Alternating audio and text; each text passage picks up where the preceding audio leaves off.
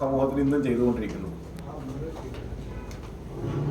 Charity ഞാൻ കുറേ വർഷം ഒരു അവാർഡ് കമ്മിറ്റിയുടെ കൺവീനറായിരുന്നു. അനന്തകീർത്തി പുരസ്കാരം എന്ന് പറഞ്ഞിട്ടൊരു കമ്മിറ്റി ഉണ്ടായിരുന്നു.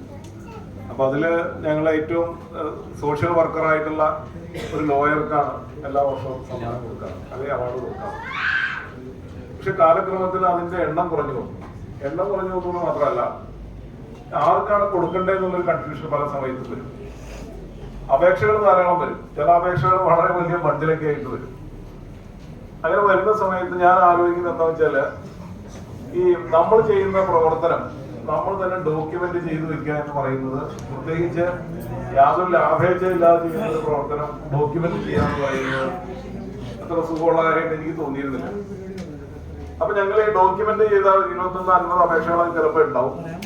അതെല്ലാം പതുക്കെ മാറ്റിവെച്ച് യഥാർത്ഥ ചാരിറ്റി ചെയ്യുന്ന ആൾക്കാരെ അന്വേഷിച്ച് നടക്കാൻ തുടങ്ങി.